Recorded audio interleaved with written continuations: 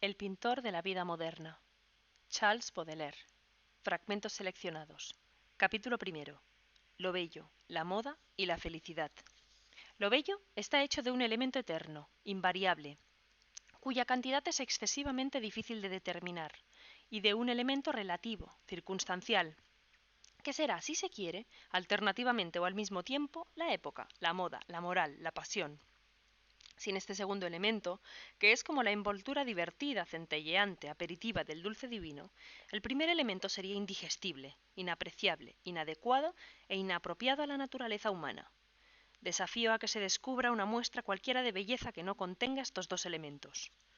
Consideren, si les parece, la parte que subsiste eternamente como el alma del arte y el elemento variable como su cuerpo. Es por ello que Stendhal, espíritu impertinente, guasón, incluso repulsivo, pero cuyas impertinencias provocan útilmente la reflexión, se ha acercado a la verdad más que muchos otros, al decir que lo bello no es sino la promesa de la felicidad. Sin duda esta definición sobreposa el objetivo, somete demasiado lo bello al ideal infinitamente variable de la felicidad, despoja con demasiada ligereza lo bello de su carácter aristocrático, pero tiene el gran mérito de alejarse decididamente del error de los académicos.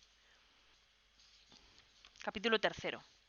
El artista, hombre de mundo, hombre de las multitudes y niño. Quiero hablar hoy al público de un hombre singular, originalidad tan poderosa y tan decidida, que se basta a sí misma y no busca siquiera la aprobación. Ninguno de sus dibujos está firmado, si llamamos firma esas pocas letras fáciles de imitar que figuran un nombre y que tantos otros ponen fastuosamente al pie de sus croquis más descuidados.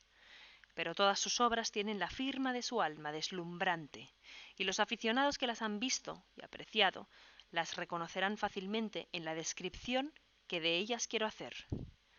Gran enamorado de la multitud y del incógnito, el señor C. G. lleva la originalidad hasta la modestia. No se trata precisamente de un artista, sino más bien de un hombre de mundo. Entiendan aquí, se lo ruego, la palabra artista en un sentido muy restringido y la palabra hombre de mundo en un sentido muy amplio. Hombre de mundo, es decir, hombre del mundo entero, hombre que comprende el mundo y las razones misteriosas y legítimas de todas sus costumbres. Artista, es decir, especialista, hombre atado a su paleta como el ciervo a la gleba. Al señor G no le gusta que le llamen artista. ¿Acaso no tiene algo de razón? Se interesa por el mundo entero, quiere saber, comprender, apreciar todo lo que pasa en la superficie de nuestro esferoide. El artista vive muy poco, o incluso nada, en el mundo moral y político. El que vive en el barrio de Breda ignora lo que ocurre en Saint-Germain. Salvo dos o tres excepciones que no vale la pena mencionar, la mayoría de los artistas son, hay que decirlo, brutos muy hábiles, simples peones, inteligencias de pueblo, sesos de aldea. Su conversación, forzosamente limitada a un círculo muy estrecho, se vuelve muy pronto insoportable para el hombre de mundo, para el ciudadano espiritual del universo. Así, para llegar a la comprensión del señor G, tomen nota de inmediato de esto. La curiosidad puede ser considerada como el punto de partida de su genio. El niño todo lo ve como novedad. Está siempre embriagado. Nada se asemeja más a lo que llamamos inspiración que la alegría con la que el niño absorbe la forma y el color. Me atrevería a ir más lejos. Afirmo que la inspiración tiene alguna relación con la congestión y que todo pensamiento sublime se acompaña de una conmoción nerviosa, más o menos fuerte, que repercute hasta el cerebelo. El hombre de genio tiene los nervios sólidos, el niño los tiene débiles. En el primero, la razón ha ocupado un lugar considerable. En el segundo, la sensibilidad ocupa casi todo el ser. Pero el genio no es más que la infancia recobrada a voluntad, la infancia dotada ahora para expresarse de órganos viriles y del espíritu analítico que le permite ordenar la suma de materiales involuntariamente almacenada. Es a esta curiosidad profunda y alegre a la que se debe atribuir el ojo fijo y animalmente extático de los niños frente a lo nuevo, sea lo que sea, rostro o paisaje, luz, doraduras, colores, telas tornasoladas, hechizo de la belleza embellecida por la vestimenta. Un amigo me decía un día que siendo muy pequeño presenciaba el aseo de su padre, y que entonces contemplaba con una mezcla de estupor y de deleite los músculos de los brazos, las gradaciones de colores de la piel matizada de rosa y amarillo, y la red azulada de las venas. El cuadro de la vida exterior lo penetraba ya de respeto y se apoderaba de su cerebro. Ya la forma le obsesionaba y lo poseía. La predestinación mostraba precozmente la punta de su nariz. La condena eterna se había cumplido. ¿Necesito decir que este niño es hoy en día un pintor famoso? Ya he dicho que me repugnaba llamarlo un puro artista, y que él mismo se defendía de este título con una modestia matizada de pudor aristocrático. Yo lo llamaría de buena gana un dandy, y tendría buenas razones para hacerlo, porque la palabra dandy implica una quinta esencia de carácter y una inteligencia sutil de todo el mecanismo moral de este mundo.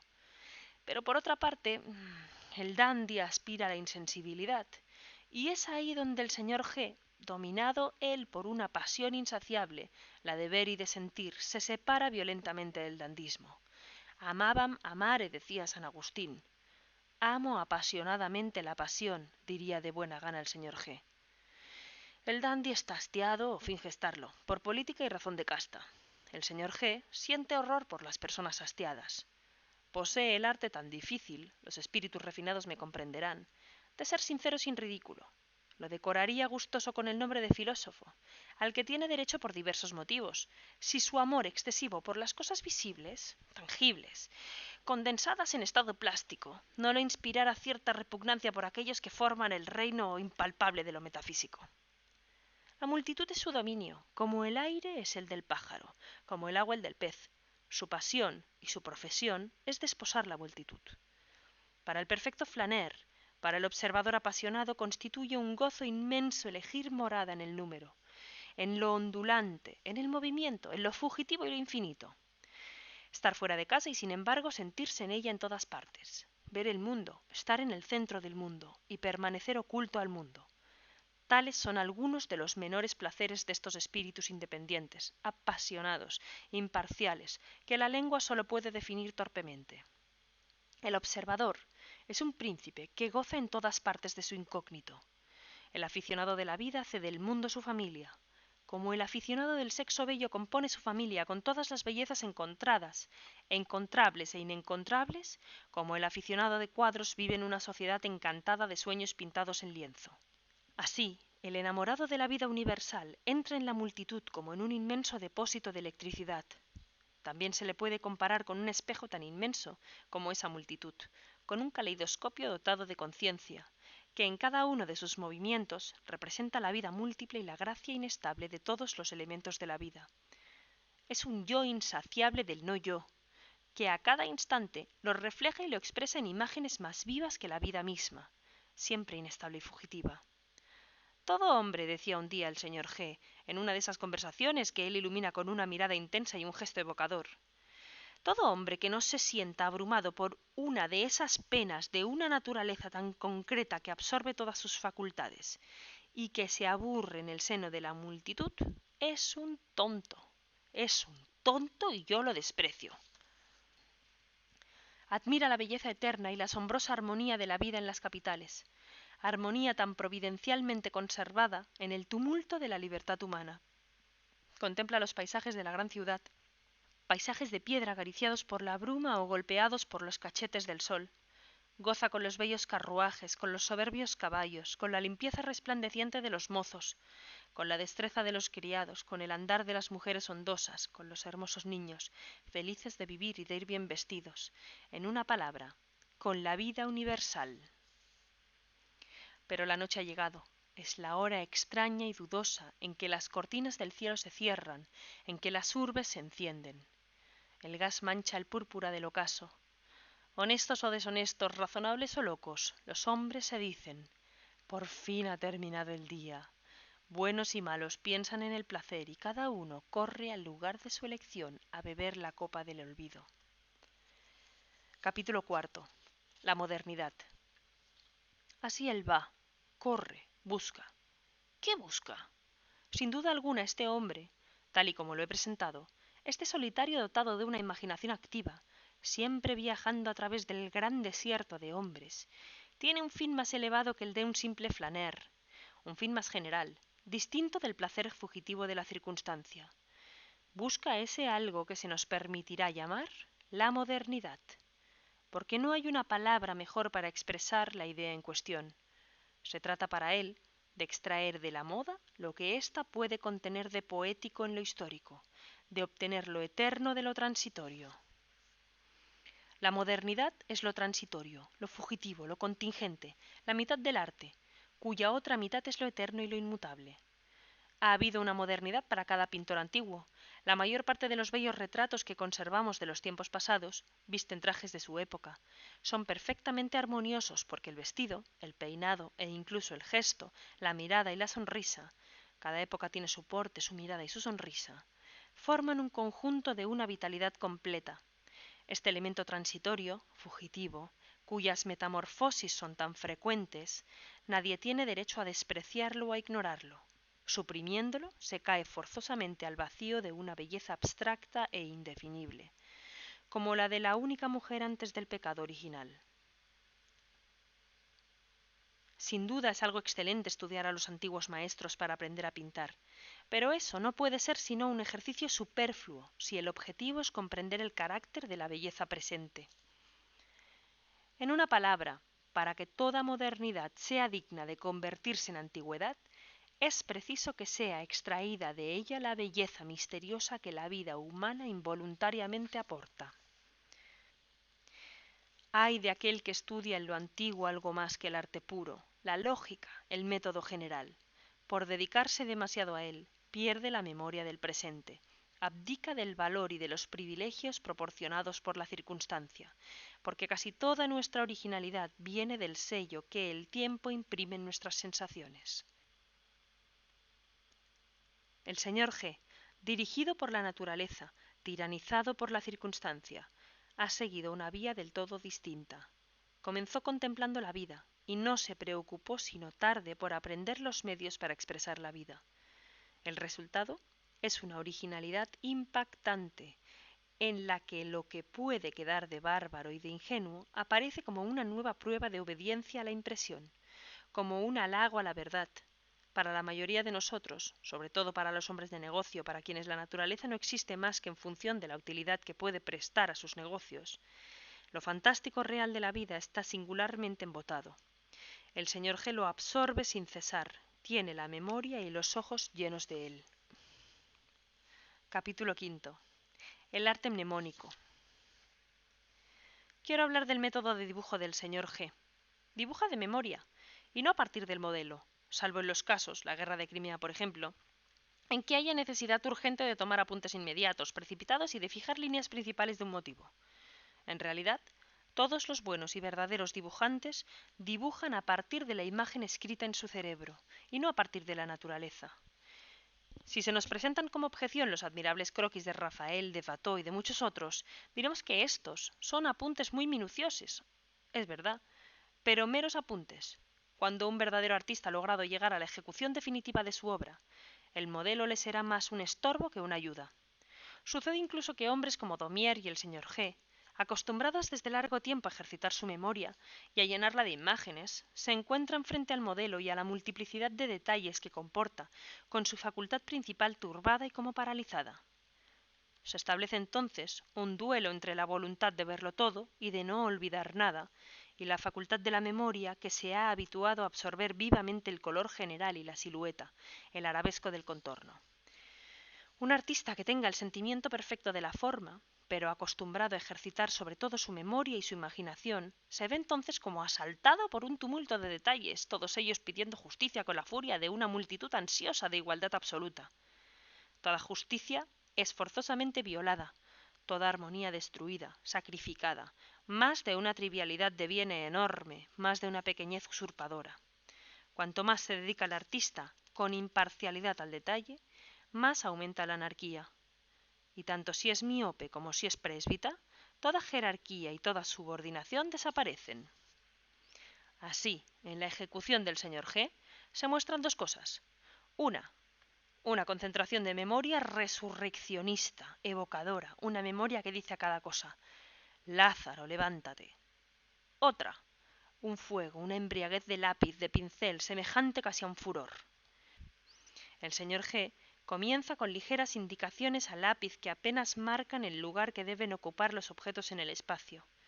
Los planos principales son indicados a continuación por tintes a la aguada, por masas vagamente, ligeramente coloreadas primero, pero retomadas más tarde y cargadas sucesivamente con colores más intensos. En el último momento el contorno de los objetos es definitivamente marcado por la tinta. Capítulo 9.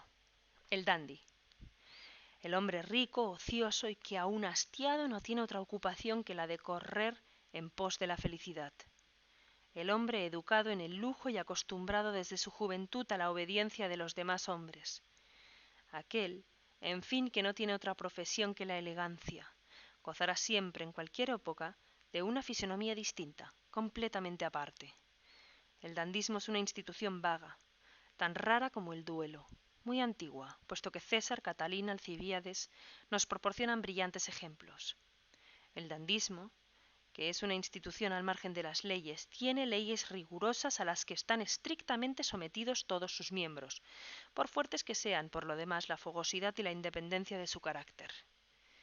Esos seres no tienen otro estado que el de cultivar la idea de lo bello en su persona, de satisfacer sus pasiones, de sentir y de pensar. Poseen así a su capricho y en amplia medida el tiempo y el dinero, sin los cuales la fantasía, reducida al estado de ensoñación pasajera, apenas puede traducirse en acción.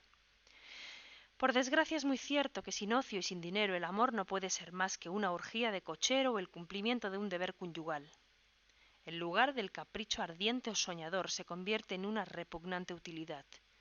Si hablo del amor a propósito del dandismo, es porque el amor es la ocupación natural de los ociosos, pero el dandy no aspira al amor como fin especial. Si he hablado de dinero, es porque el dinero es indispensable para la gente que se hace un culto de sus pasiones, pero el dandy no aspira al dinero como algo esencial. Un crédito indefinido podría bastarle. Deja esa burda pasión a los comunes mortales. El dandismo no es ni siquiera, como muchas personas poco reflexivas parecen creer, un gusto inmoderado por el atuendo y por la elegancia material.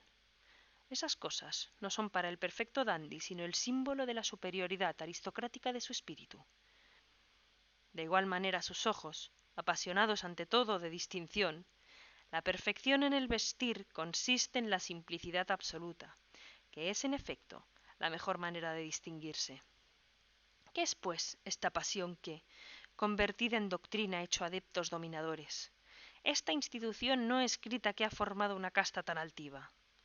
Es ante todo la necesidad ardiente de hacerse una originalidad dentro de los límites exteriores de las convenciones.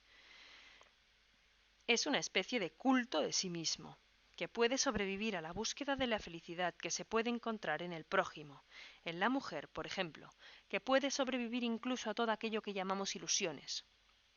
Es el placer de sorprender y la satisfacción orgullosa de no ser sorprendido jamás. Un dandy puede ser un hombre hastiado, puede ser un hombre que sufre, pero en este último caso sonreirá como el espartano mordido por un zorro. Veamos cómo en ciertos aspectos el dandismo confina con el espiritualismo y con el estoicismo. Pero un dandy no puede ser jamás un hombre vulgar. Si cometiera un crimen, no caería tal vez en desgracia, pero si ese crimen naciera de una causa trivial, el deshonor sería irreparable. Que el lector no se escandalice de esta gravedad en lo frívolo y que recuerde que hay una grandeza en todas las locuras, una fuerza en todos los excesos. Extraño espiritualismo. Para aquellos que son a la vez sacerdotes y víctimas, todas las complicadas condiciones materiales a que se someten, desde el atuendo irreprochable a cualquier hora del día y de la noche hasta los más peligrosos ejercicios del deporte, no son más que una gimnasia apropiada para fortificar la voluntad y disciplinar el alma. En verdad no me equivocaba del todo al considerar al dandismo como una especie de religión. La regla monástica más rigurosa, la orden irresistible del viejo de la montaña, que imponía el suicidio a sus discípulos ebrios, no eran más despóticas ni más obedecidas que esta doctrina de la elegancia y de la originalidad, que impone también ella a sus ambiciosos y humildes seguidores, hombres con frecuencia llenos de fogosidad, de pasión, de valor, de energía contenida, la terrible fórmula. Perinde ad cadáver.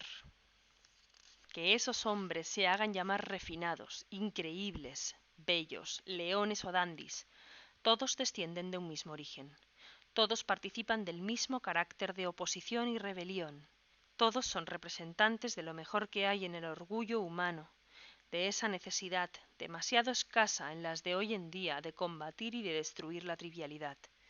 De ahí nacen los dandis, esa actitud altiva de casta provocadora, aun en su frialdad. El dandismo aparece sobre todo en las épocas transitorias en las que la democracia no es aún todopoderosa, en las que la aristocracia solo está parcialmente insegura y degradada.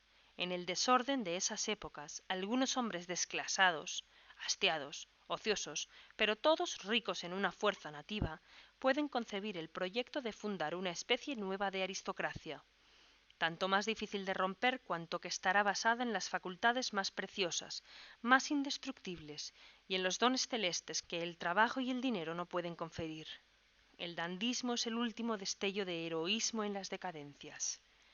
El dandismo es un sol poniente, como el astro que lo declina. Es soberbio, sin calor y lleno de melancolía. Pero hay la marea entrante de la democracia, que todo lo invade y que todo lo nivela. Ahoga día a día a estos últimos representantes del orgullo humano y derrama oleadas de olvido sobre las huellas de estos prodigiosos mirmidones. Los dandis se hacen entre nosotros más y más escasos. El carácter de belleza del dandy consiste sobre todo en el aire frío que proviene de la inquebrantable resolución de no ser conmovido. Se diría un fuego latente que se hace adivinar, que podría, pero que no quiere irradiar. Es lo que, en estas imágenes, es perfectamente expresado. He aquí tal vez un hombre rico, pero más seguramente un Hércules sin empleo. Capítulo 10. La mujer. El ser que es, para la mayoría de los hombres, la fuente de los más vivos e incluso, digámoslo, para vergüenza de las voluptuosidades filosóficas, de los más duraderos gozos, para quien y por quien se hacen y se deshacen las fortunas, para quien, pero sobre todo por quien los artistas y los poetas componen sus más delicadas joyas, de quien derivan los placeres más excitantes y los dolores más fecundos, la mujer.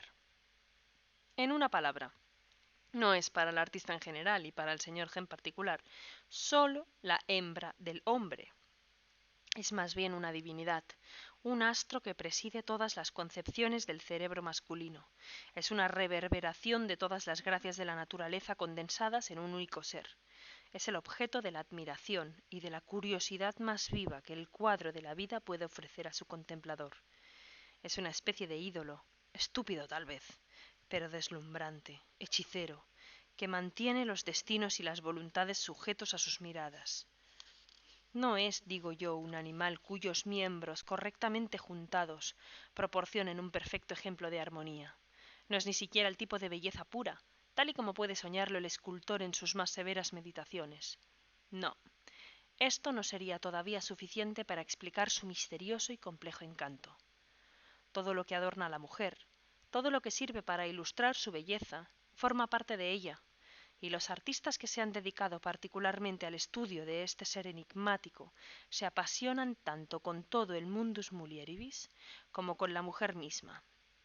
La mujer es sin duda una luz, una mirada, una invitación a la felicidad, una palabra algunas veces, pero es sobre todo una armonía general, no solamente en su porte y en el movimiento de sus miembros, sino también en las muselinas, las gasas, las amplias y tornasoladas nubes de telas con las que se envuelve, y que son como los atributos y el pedestal de su divinidad, en el metal y en el mineral que serpentean alrededor de sus brazos y de su cuello, que añaden sus destellos al fuego de sus miradas, o que murmuran dulcemente a sus oídos. ¿Qué poeta se atrevería, en la pintura del placer causado por la aparición de una belleza, a separar la mujer de su vestido? ¿Cuál es el hombre que en la calle, en el teatro, en el parque, no ha gozado de la manera más desinteresada de un atuendo sabiamente compuesto, y no se ha llevado de él una imagen inseparable de la belleza de aquella a quien pertenecía, haciendo así de los dos, de la mujer y el vestido, una totalidad indivisible?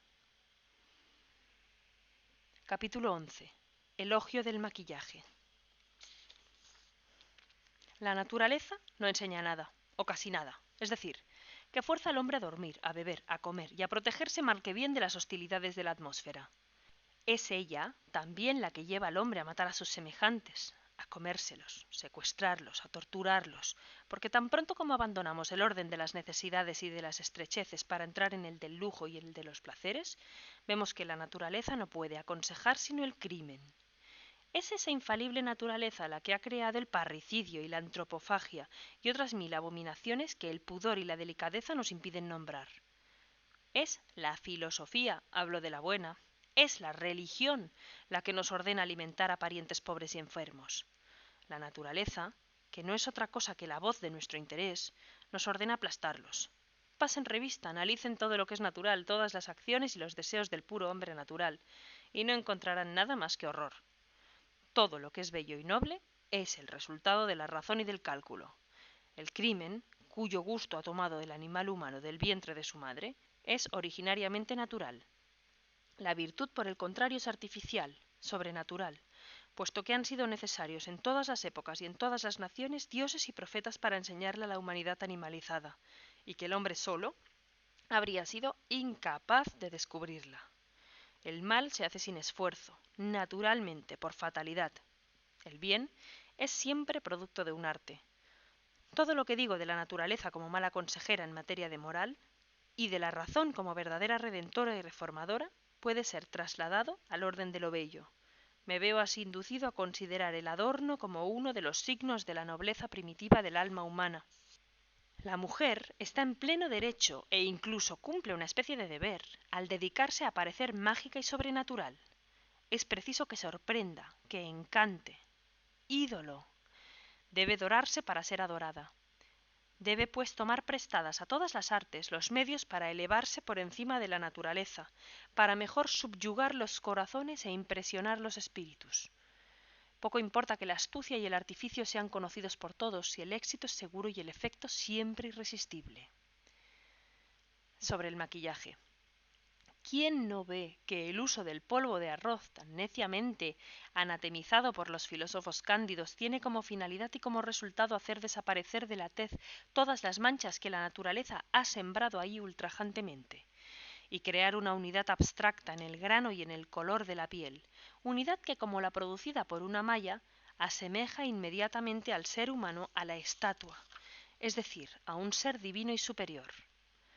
En cuanto al negro artificial que delimita el ojo y al rojo que marca la parte superior de la mejilla, aunque el uso deriva del mismo principio, de la necesidad de superar a la naturaleza, el resultado sirve para satisfacer una necesidad totalmente opuesta. El rojo y el negro representan la vida, una vida sobrenatural y excesiva. Ese marco negro vuelve la mirada más profunda y más singular, da al ojo una apariencia más decidida de ventana abierta al infinito. El rojo que inflama el pómulo aumenta aún más el brillo de la pupila y añade a un bello rostro femenino la pasión misteriosa de la sacerdotisa. ¿Quién se atrevería a asignar al arte la función estéril de imitar la naturaleza? El maquillaje no tiene que esconderse ni evitar dejarse percibir. Puede, al contrario, exhibirse, si no con afectación, al menos con una especie de candor.